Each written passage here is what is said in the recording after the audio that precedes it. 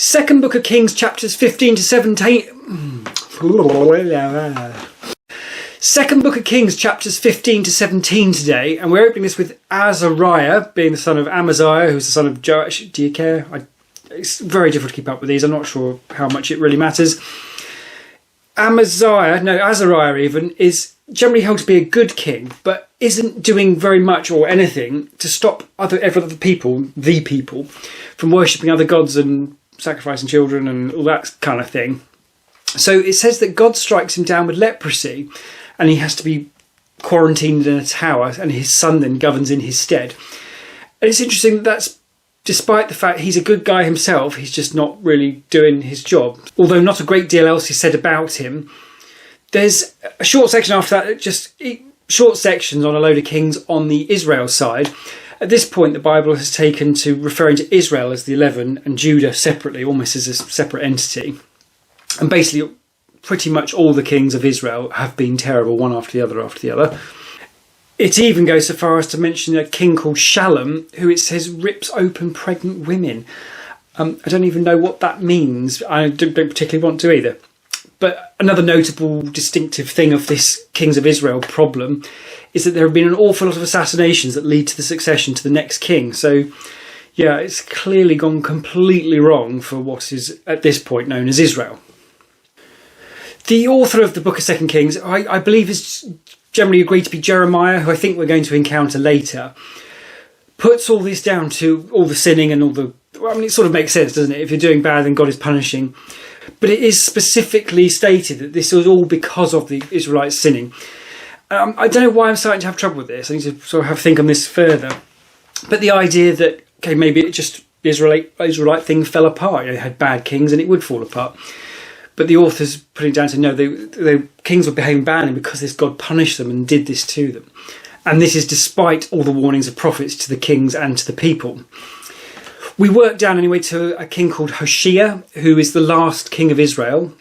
And during his reign, the Assyrians turn up, basically kick the Israelites out, the 11 tribes this is, Judah's still there for now, and move a load of Babylonians into Israel. So, yeah, that's it. So the promised land has been lost as far as the word Israel is concerned. And it's said that God is very angry, and this has happened because he wanted the Israelites removed from his presence. Interestingly, when the Babylonians and others move into Israel, Promised Land, I'm not sure whether it's called Israel anymore or the Promised Land, the area that was previously called Israel and occupied by the Israelites and was the Promised Land originally, it says that a bunch of lions turn up and they're all getting eaten and they're quite unhappy about this. So they complain to their authorities, saying this is not really fair because we've moved into this area and we don't know the local god's requirements, so how are we supposed to follow his rules? It's a very interesting objection.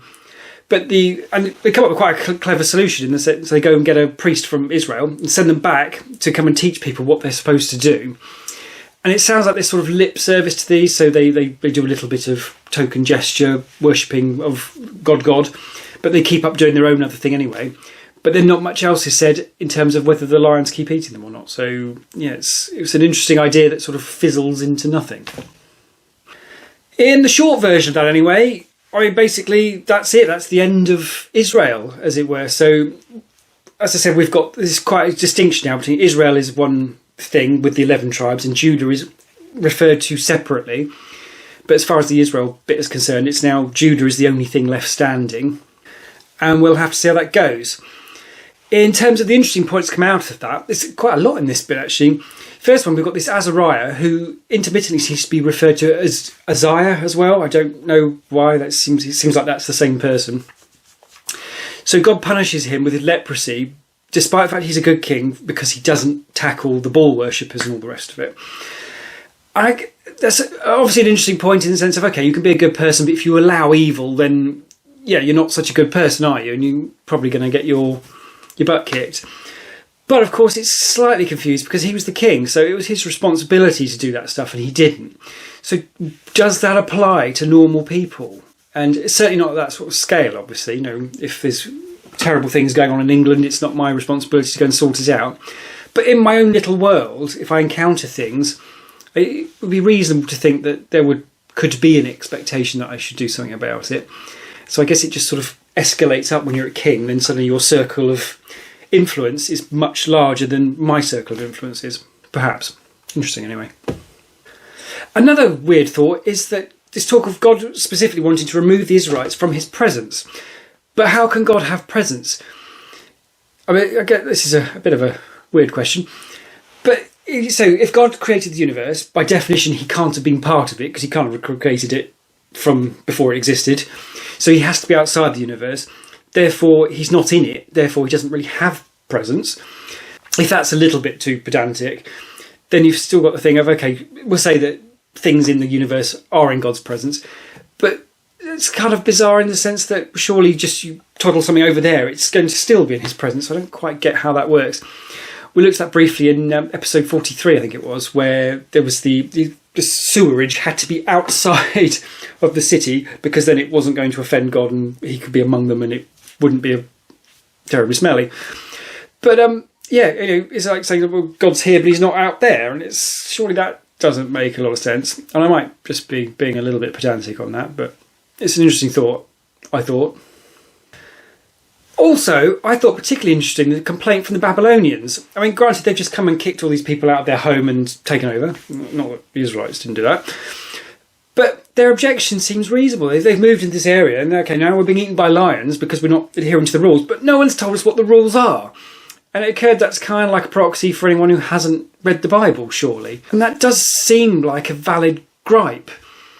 I guess the answer to that is somewhere along the lines of, we had Moses saying a long time ago that the rules of what right and wrong are written on everybody's hearts, and Adam and Eve ate from the tree of the knowledge of good and evil, so the consciousness comes with it, knowledge of what is right and wrong. So there's an argument there, definitely, clearly. But there's a specific not knowing the rules was interesting, and we don't get enough context about the Babylonians in terms of what they're doing. Like, in the absence of following the rules of God, are they doing terrible things? Are they sacrificing children in fire? It does sound like that might be part of it, so perhaps the answer is there anyway. But that was a good section, I thought. Anyway, some really interesting ideas in quite a short little bit. We shall soldier on anyway. I think we've got probably 3 or 4 more to finish off the book of 2 Kings, and we're definitely getting there and clearly getting to the end of the period of kings of Israel.